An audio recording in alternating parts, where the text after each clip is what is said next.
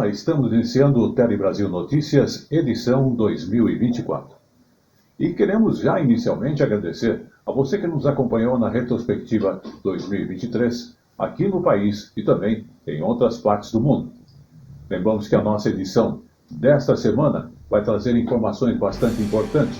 Aqui no Brasil, a questão do projeto Celular Seguro, que ultrapassou 1 milhão de usuários com cadastros. Na questão de educação, vamos falar então de uma coisa importante, que é o ensino médio mais o técnico, que está entre os investimentos mais rentáveis do país para aqueles que pretendem justamente ganhar um bom dinheiro profissionalmente. Vamos falar agora da questão da internet, os anúncios falsos na internet que chegam nada menos que a 30%. E muito mais informações e utilidades para você. Nos acompanhe. No ar.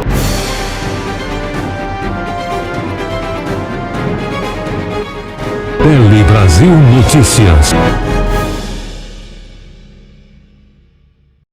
E começamos falando de dezembro de 2023, onde foi lançado justamente o projeto Celular Seguro.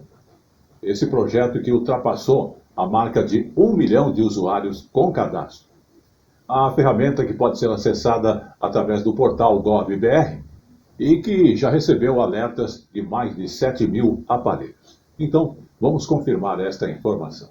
Ferramenta que pode ser acessada por meio do portal gov.br já recebeu mais de 7 mil alertas de usuários sobre perda, roubo ou furto de aparelhos. Pelo site do projeto, as vítimas podem bloquear o aparelho e aplicativos digitais em apenas um clique. Além disso, quem está cadastrado também pode indicar pessoas de confiança para fazer esses bloqueios. O endereço para o acesso ao projeto Celular Seguro está aí na sua tela. E atenção! Cuidado com as fake news. O governo federal não acessa nenhum dado da vítima no telefone e também não envia e-mails ou links de acesso à plataforma. Vamos agora falar de educação, mas da educação técnica, que está entre os investimentos mais rentáveis do país. Quem faz um curso técnico tem uma média de remuneração que chega a 32% maior do que aqueles com apenas o ensino médio. A pesquisa é do Instituto INSPER, que nos mostra justamente esta informação. Nalva tem ensino médio completo, fez curso de técnico de enfermagem e, aos 43 anos, voltou para as salas de aula. Agora faz curso técnico em hemoterapia no SENAC do Distrito Federal. Eu acredito que estudar é algo muito importante, é uma libertação, principalmente para nós mulheres, né? Eu pretendo cada dia mais buscar outros conhecimentos na área de hemoterapia e por isso eu pretendo mesmo assim fazer concurso, melhorar a minha renda. A opção de Nalva por um curso técnico tem tudo para lhe garantir um salário maior. Segundo a análise do INSPER, o jovem que cursa ensino técnico terá ao longo da vida profissional uma remuneração em média 32% mais elevada do que a daqueles que concluem apenas o ensino médio regular. A diferença de quem tem só o ensino médio para quem tem um ensino técnico, o nível de desemprego é 32% menor e a renda 30% maior. Por quê? Porque quando você tem só o ensino médio, você tem uma formação generalista. Quando você tem uma formação de ensino técnico, você já está se qualificando para ingressar no mercado de trabalho com curso de 1 ano, 1 ano e meio ou até 2 anos. A educação técnica de nível médio é boa para o estudante e também para a economia. De acordo com a pesquisa, para cada R$1 investido, há um retorno de R$3 no salário do profissional. E se o acesso a essa modalidade de ensino triplicar de tamanho, pode gerar um aumento de até 2,3% no PIB, que é a soma das riquezas produzidas no país. Nós temos menos de 10% dos nossos jovens matriculados no ensino médio, estando na educação profissional. Nós estamos abaixo da Colômbia, abaixo da Argentina, países que do ponto de vista econômico têm muito menos representação do que o Brasil. O Brasil tem uma economia altamente sofisticada, altamente integrada e que agora busca com as novas iniciativas, conectar o país na nova era do desenvolvimento, economia verde, diminuição de atividades baseadas no petróleo, né, substituição da matriz energética. Então isso está derivando o crescimento de outras ocupações que demandam conhecimento, e esse conhecimento exatamente é muito propício de ser obtido na educação profissional. Trabalhadores com ensino técnico têm mais chances de entrar no mercado formal que quem não tem essa formação. Para o diretor regional do SENAC-DF, o diploma pode ser um grande diferencial. Você imagina um menino com 17 anos ou uma menina com 17 anos sair com 2 diplomas, ensino médio e ensino técnico. Isso é um diferencial de mercado. E aqueles que já se formaram no ensino médio devem também procurar instrução e que estão com dificuldade de inserção no mercado de trabalho. Seja para aperfeiçoar um conhecimento que já possui, seja para ingressar numa outra profissão, numa outra carreira, buscando desvendar um mistério da profissão que ele ainda não tem. Muito bem, chegou o momento de falarmos de saúde, da nova campanha Janeiro Branco, um mês para os alertas importantes sobre os cuidados com a saúde mental e também emocional. O estresse, a ansiedade, a depressão, o pânico, a lista realmente é bastante grande. E os transtornos mentais estão mais presentes, inclusive, no próprio dia a dia de nós como brasileiros. Vamos observar. Podem estar do nosso lado, em um familiar ou um colega de trabalho, e a gente não percebe. Mas os transtornos da saúde mental estão lá. 1 em cada 8 pessoas no mundo sofre com eles. Dados da Organização Mundial de Saúde apontam que no Brasil 9,3% da população sofre de ansiedade e 15,5% das pessoas têm ou vão ter que conviver com a depressão ao longo da vida. Os principais transtornos, eles são os transtornos de ansiedade, os transtornos de humor, que estão aí invadindo a população.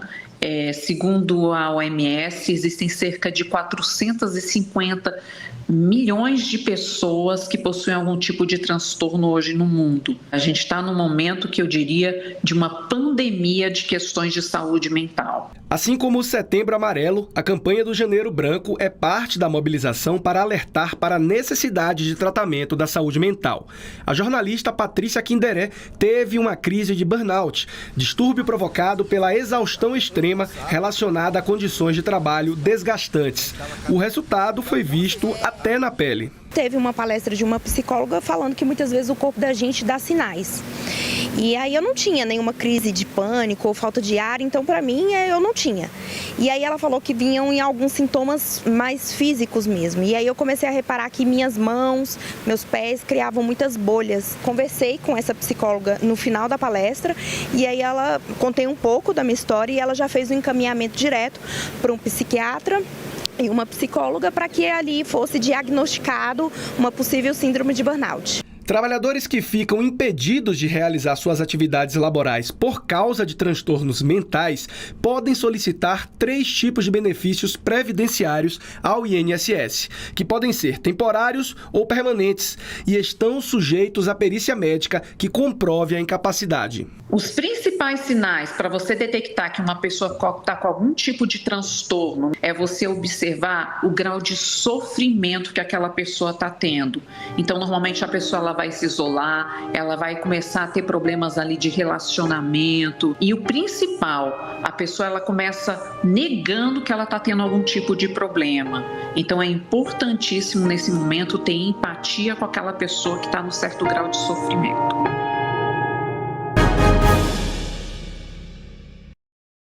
Vamos agora falar então do Bolsa Família e a questão da gratuidade para a conta bancária do Bolsa Família. Sim, a conta tem que ser gratuita.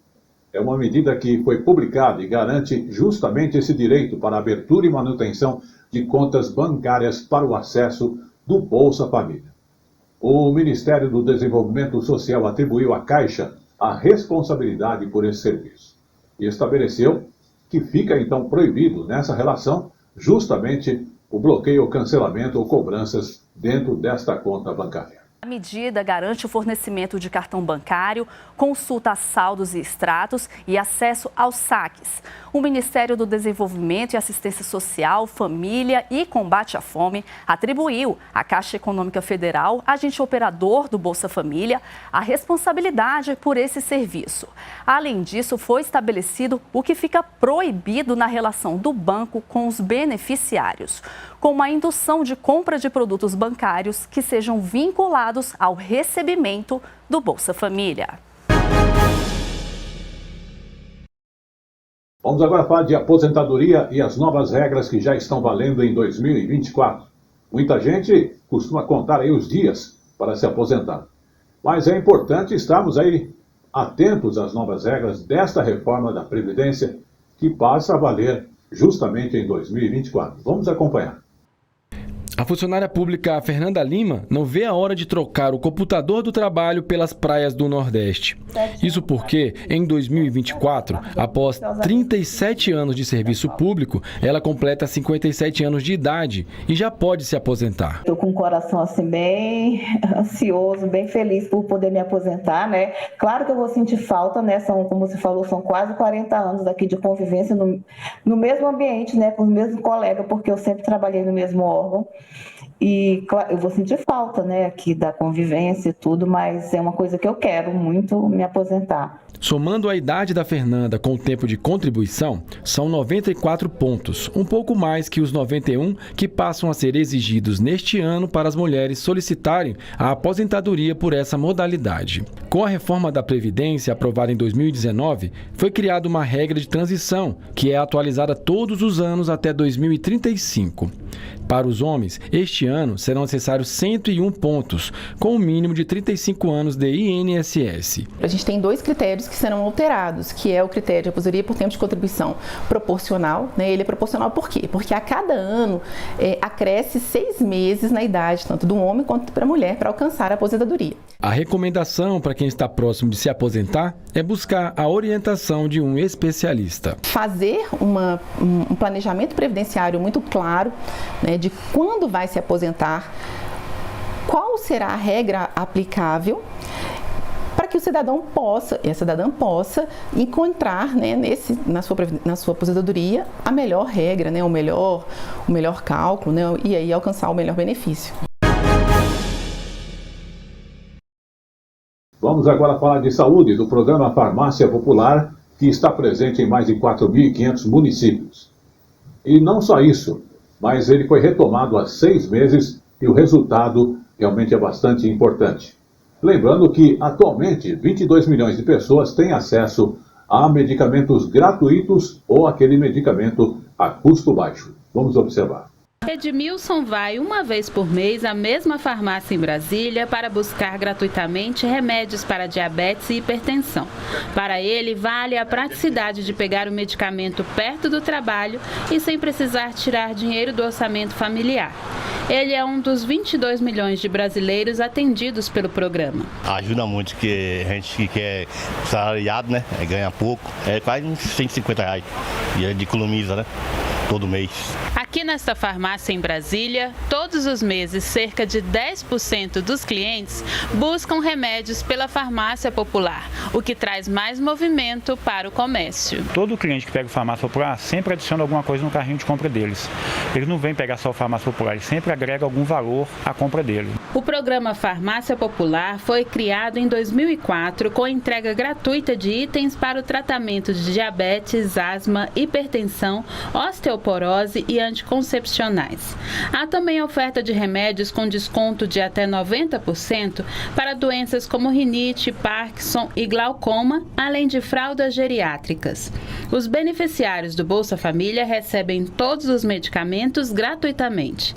Este professor do curso de farmácia destaca que o programa garante a continuidade dos tratamentos. Só com o que foi garantido de acesso de medicamentos para hipertensão e para diabetes, a gente estima que houve uma redução de 30% das internações ao longo dos anos e estima-se que até 8% de redução de mortalidade. Por que vale a pena você investir realmente em fornecer esses medicamentos para a população, porque isso custa muito menos do que uma internação hospitalar, por exemplo, né? Para receber os remédios, é preciso comparecer a uma farmácia credenciada, identificada pelo selo do programa, apresentar documento oficial com foto e número de CPF e receita médica com validade de 6 meses emitida pelo SUS ou pela rede particular.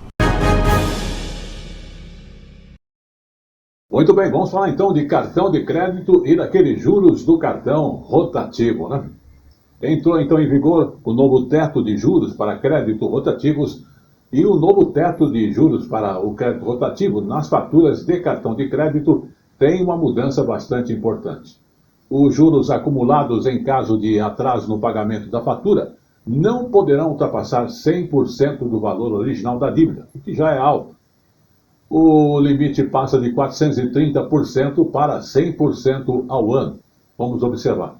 Limites altos, ofertas, liquidações e anúncios o tempo todo, nas ruas, na televisão, na internet e nos celulares.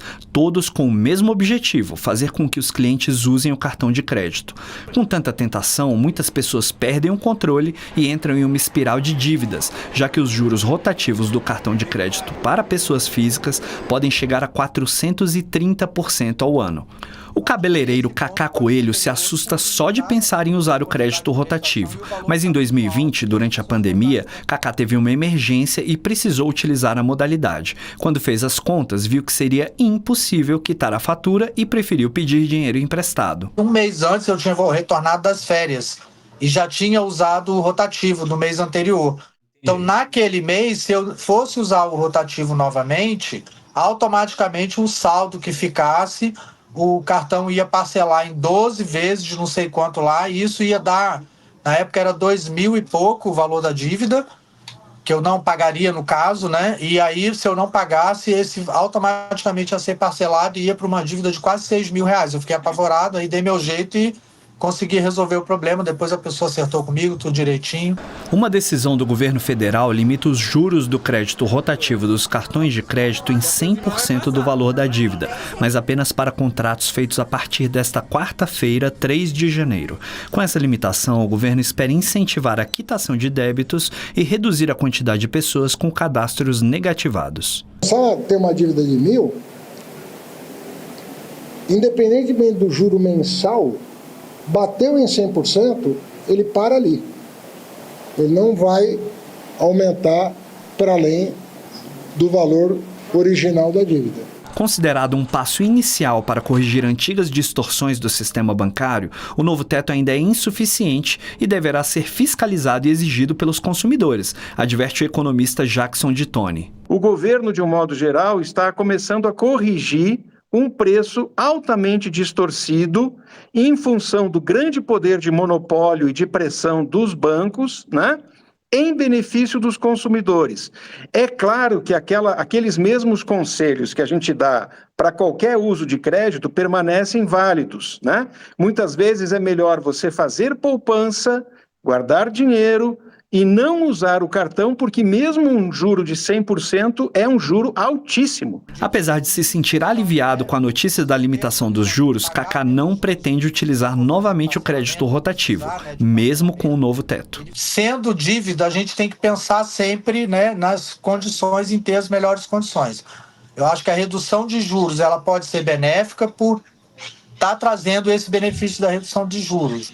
Mas isso pode implicar, talvez, num comprometimento maior de orçamento familiar. Então, eu acho que é uma coisa que a gente tem que estudar bastante para fazer e para pensar.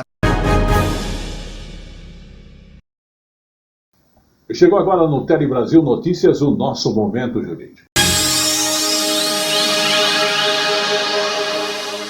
O momento jurídico de hoje aborda a decisão da 4ª turma, que não vê propaganda enganosa em campanha de ar-condicionado silencioso. Vamos observar com mais detalhes esta decisão e os pareceres aqui presentes. 4ª turma do Superior Tribunal de Justiça não vê propaganda enganosa em campanha publicitária de ar-condicionado e afasta dano moral coletivo.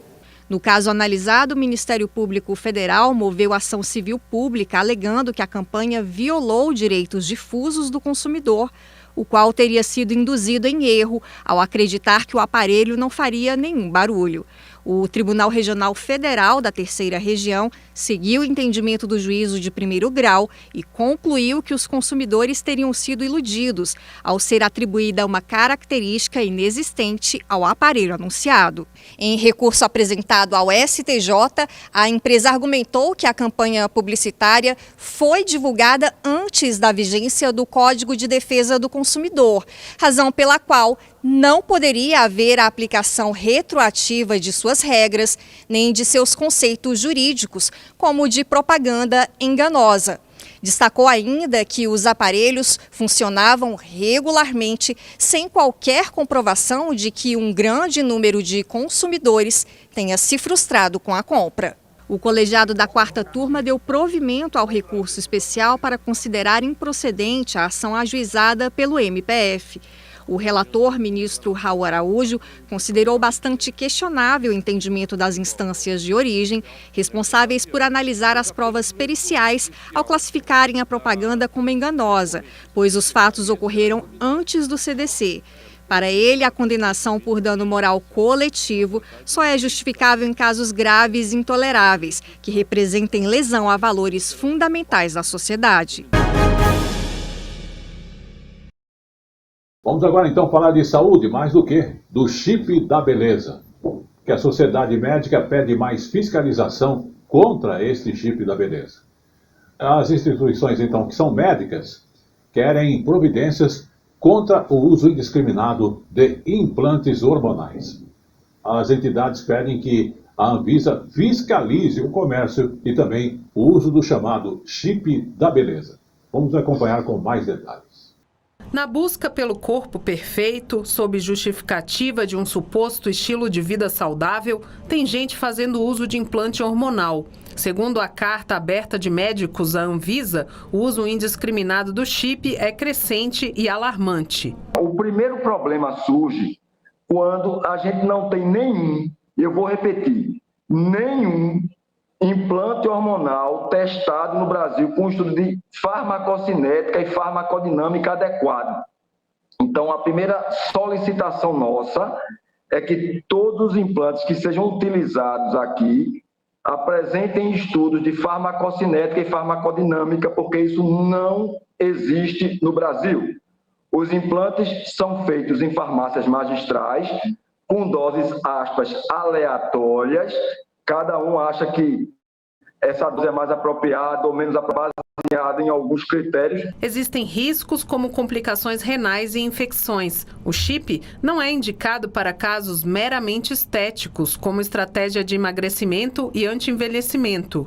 O que eu quero que as pessoas entendam é que o implante hormonal é uma via para fazer reposição hormonal. Então quem tem indicação para fazer o implante é quem tem indicação para fazer o tratamento hormonal. Ou porque a mulher está em qualquer fase da vida precisando de um hormônio, ou porque ela está na menopausa, com a queda dos hormônios da menopausa, ou o homem que precisa da reposição de testosterona. E uma das indicações mais importantes são nas patologias ginecológicas. Então, as mulheres que sofrem de TPM severa, endometriose, adenomiose, miomatose, são pacientes que se beneficiam de um hormônio específico colocado via implante hormonal para controle dos sintomas e melhora da qualidade de vida. No caso de Sandra, o implante do chip hormonal foi a única solução. Ela passou por cirurgia bariátrica, retirou a tireoide porque teve câncer, tirou o útero por endometriose severa e a única forma do corpo absorver os hormônios que ela precisa repor é o chip. E, de fato, desde o implante feito há 10 dias, os sintomas da menopausa precoce já melhoraram. Antes do chip, eu sentia muito cansaço, eu inchei muito, vou fazer 10 anos de bariátrica, eu nunca tinha inchado dessa forma, então assim, eu tinha cansaço, oscilação de humor. Agora mudou bastante, eu já sinto a diferença. Por pouco tempo que a gente fez o implante, eu já consigo sentir a diferença no meu humor, no meu metabolismo mais acelerado, não estou sentindo tanto cansaço. Eu acho que os efeitos positivos ainda vão aparecer com o tempo. Vamos agora falar do verão, porque você e a sua família gostam de ir à praia, né? Mas no verão os bombeiros têm um alerta sobre o risco de afogamento. Exatamente. Tudo isso porque, se você olhar aí por ano, cerca de 5.000 pessoas acabam morrendo afogadas somente aqui no Brasil. Vamos acompanhar. Aqui no estado do Rio, só no Réveillon, foram mais de 300 pessoas resgatadas no mar, de acordo com o Corpo de Bombeiros. Em Copacabana, 63 pessoas foram resgatadas. E no Brasil, são registradas, em média, mais de 5.500 mortes por afogamento por ano. São 15 pessoas por dia. A gente conversa agora com o Major Fábio Contreiras, que é porta-voz do Corpo de Bombeiros aqui do Rio de Janeiro. Boa tarde, Major. Seguinte, quais são os cuidados que as pessoas devem ter para evitar os afogamentos? Boa tarde. Primeira coisa é ir na praia, no local onde a gente tem um posto de guarda-vidas. Lá vai ter um profissional que vai conseguir tirar as suas dúvidas. Segundo é respeitar as cores das bandeiras, nunca entrar no local onde tem bandeiras vermelhas, dá preferência à bandeira verde e, em último caso, a bandeira amarela. Outra coisa muito importante também é não ingerir bebida alcoólica e misturar o banho de mar. Reflexo, equilíbrio fica muito prejudicado. Além disso, jamais tomar banho de mar à noite. Banho noturno não é recomendado, a visibilidade fica muito baixa. São cuidados muito importantes para que a gente não transforme nosso passeio numa tragédia. Agora, Major, o cuidado deve ser redobrado com as crianças, né? As crianças são muito importantes. A gente já resgatou mais de 2.600 crianças perdidas ano passado. Muito importante colocar uma pulseira com o nome e telefone do responsável. E se estiver no mar, no máximo a 1 metro de distância dela, um braço, para que ela não seja levada por uma onda, por exemplo. Vamos agora entrar então na área de tecnologia, falando sobre a inteligência artificial, o chamado IA. Porém, os especialistas estão alertando sobre o uso errado desta inteligência artificial. Então, o uso justamente da inteligência artificial de forma errada já é uma realidade, está acontecendo muito. E os especialistas, com a preocupação, estão alertando e orientando usuários para que evitem cometerem tanto fraudes e, do mesmo jeito, por estarem fraudando, se tornarem criminosos ou cometerem crimes, né? Vamos observar. Fotos e vídeos falsos feitos com imagens manipuladas vitimizam principalmente crianças e adolescentes. No mês passado, um caso chamou a atenção. Imagens de adolescentes de um colégio do Rio de Janeiro foram alteradas com o uso de inteligência artificial e circularam livremente nas redes. A utilização de inteligência artificial para práticas ilícitas é ampla e deve ser combatida. Você pode fazer desde fraudes de todos os tipos, não só de fraudes de imagens, mas fraudes textuais. Você pode criar robôs que se passam por pessoas. Você pode conseguir mapear, né, dados sensíveis que vão te dar, de certa forma, poder para assumir a identidade de terceiros. Para orientar pais, professores e estudantes e evitar que a inteligência artificial seja utilizada para fins criminosos, esta cartilha foi criada e indica boas práticas para o compartilhamento de fotos na internet. Então, são alguns cuidados para reduzir o risco de que a imagem seja manipulada por inteligências artificiais, colocando aquela criança, aquele adolescente, numa situação de nudez construída pela inteligência artificial, que depois acaba se espalhando pela rede nos diversos canais e criando aquela pessoa em desenvolvimento, né, um constrangimento de até mesmo estar no ambiente escolar. A manipulação e a distribuição de imagens com nudez sem consentimento são crimes previstos pelo Código Penal. Além do processo criminal, é possível pedir punição na esfera civil, com o pagamento de indenização por danos morais. Se eu quero minimizar o uso da inteligência artificial para poder minimizar o crime, se eu conseguir matar ele na base, é melhor para mim. É melhor para todo mundo. Ao postar fotos, as pessoas devem evitar poses sugestivas ou que demonstrem excessivo contato físico, evitar fotos que focalizem áreas específicas do corpo, optar por imagens de grupos para reduzir a possibilidade de manipulação de imagens, evitar publicações com roupas inapropriadas, evitar locais que possam revelar informações pessoais. Especialistas defendem a importância de se fazer o letramento digital das crianças e adolescentes. Educá-las sobre os riscos de exposição na internet é fundamental para reduzir os riscos associados ao mau uso da inteligência artificial. A criança ser orientada a ter esses cuidados ao conversar com alguém na internet que ela não conhece. Não tirar fotos, né? Não aparecer sem camisa, não passar seu número do WhatsApp. Se ela sentir criança que tem alguma conversa estranha, que chame o pai, o responsável, para acompanhar aquela conversa. Isso é uma ação proativa, onde você está ensinando a criança a reagir a alguns dos riscos da internet. Pois é, chegou o momento de falarmos também aí da internet e dos anúncios falsos que chegam a 30%. Por isso, todo cuidado é pouco. Sites de notícias e páginas de redes sociais estão carregadas de anúncios. Cuidado! Às vezes, com a cara de notícia, muitos deles são tentativas de golpes contra cada um de nós, usuários da internet. Observe. A Valquíria foi uma vítima de golpe na internet. Ela clicou num link publicitário em uma rede social que parecia uma notícia e prometia acesso a mais de R$3.000 de uma conta bancária inativa por meio do CPF. Ela foi direcionada para uma conversa de WhatsApp e fez um Pix de R$47 na esperança de receber o dinheiro. A propaganda usava de forma ilegal a logomarca do governo federal e a imagem de um conhecido apresentador de TV. Eu entrei, juro, porque eu vi a propaganda dele. Enganada ou não, era a presença dele lá. Os anúncios publicitários criminosos chegam a representar 30% do total veiculado na internet.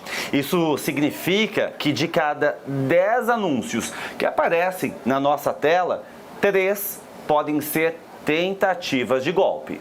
Segundo pesquisa feita pelo NetLab, da Universidade Federal do Rio de Janeiro, dos mais de 16 bilhões de reais movimentados em campanhas digitais de marketing no país no primeiro semestre do ano passado, os anúncios criminosos poderiam ter representado 1 bilhão e 600 milhões de reais. Para o coordenador do estudo, faltam transparência e responsabilização das plataformas onde os anúncios são veiculados. A gente vê que cada vez mais as plataformas estão querendo veicular mais anúncios, né? Mas o sistema que elas têm interno para poder evitar crimes envolvendo esses anúncios é muito falho, né? E a transparência que elas oferecem para que outras organizações, para que o poder público, inclusive, e as pessoas, cidadão comum também, verifiquem a possibilidade ali, façam uma auditoria desses problemas, é menor ainda e em muitas dessas empresas é inexistente. O diretor do Departamento de Proteção e Defesa do Consumidor do Ministério da Justiça diz que o Código de Defesa do Consumidor ainda precisa ser atualizado para o ambiente digital. Enquanto isso, o consumidor pode checar a origem das informações e fazer contato por meio de canais oficiais. Na medida que esses golpes vão sendo aperfeiçoados, o consumidor tem que ter muita cautela, né? Cautela e atenção é o principal ponto, é a principal dica. E em qualquer dúvida que o consumidor tenha, faça contato com o fornecedor diretamente, não pelo link, não pela informação que está sendo passada a ele.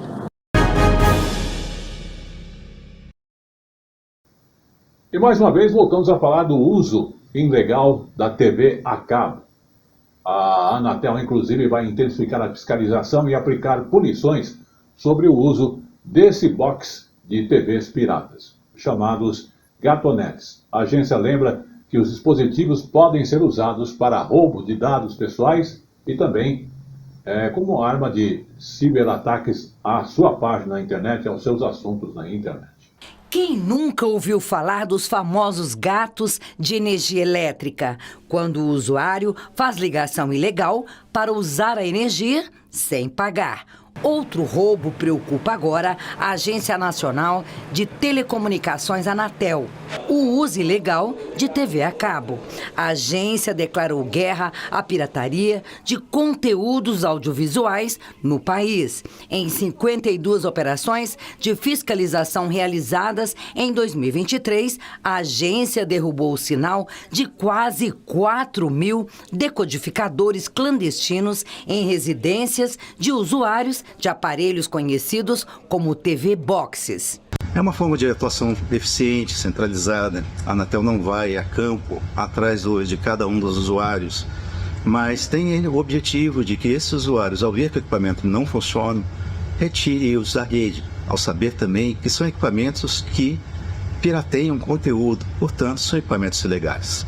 Equipamentos de telecomunicações precisam da homologação da Anatel para serem comercializados e utilizados no Brasil. O uso de aparelhos destinados à recepção de sinais de TV a cabo ou de vídeo que não passam pela certificação da agência permite o acesso de conteúdos protegidos por direitos autorais, o que é crime. Além disso, pode causar danos ainda maiores às redes e aos usuários legais. Esses equipamentos não são certificados pela Anatel, ou seja, não passaram por um processo de aferição da qualidade tanto do equipamento em si, do hardware, quanto das aplicações que vêm embarcadas nele. E isso é uma falha de segurança bastante grande e perigosa, principalmente nesse momento em que há dois conflitos acontecendo no mundo. Esses equipamentos que têm capacidade próxima de um pequeno computador podem ser usados como nós de ataque à infraestrutura de redes e instituições. Dentro do Plano de Ação de Combate à Pirataria, criado em 2018, a Anatel quer apertar ainda mais o cerco aos usuários que acessam de forma ilegal conteúdos audiovisuais no país. Para 2024, o plano da Anatel é fazer esses bloqueios com mais frequência, com mais permanência, de forma que os usuários realmente tirem os equipamentos da rede e deixem de cometer a ilegalidade, tanto de usar um equipamento não certificado, quanto de piratear conteúdo de audiovisual. Como eu falo sempre, tudo que é bom dura pouco. O Tele Brasil Notícias essa semana está chegando ao seu final. E eu quero agradecer aí o prêmio destacado aí que recebemos, o prêmio Comunicação e Destaque, em 2023. E diremos também que estaremos fazendo a nossa entrega do prêmio Destaque de Amigos e Associados do jornal Tele Brasil Notícias. Mas antes de encerrarmos, vamos ainda falar sobre o Rei Pelé, a morte do Rei Pelé que completou um ano, Edson Arantes do Nascimento. Vamos conferir as homenagens que foram feitas para o rei do futebol. A Fundação Pelé e o Santuário Arquidiocesano Cristo Redentor vão realizar hoje à noite uma cerimônia em tributo ao rei, com direito a uma mensagem escrita pelo Papa Francisco. Uma projeção especial no Monumento do Cristo Redentor das camisas vestidas por Pelé também está programada. Em Três Corações, Minas Gerais, cidade onde nasceu Pelé, vai ser realizada uma missa na Igreja Matriz da Sagrada Família. É esperado também um maior número de visitantes no Mausoléu do Rei, memorial inaugurado em maio deste ano em Santos. E o Tele Brasil Notícias dessa semana agradece toda a equipe de trabalho, também a audiência, e estará de volta na semana que vem. Até lá.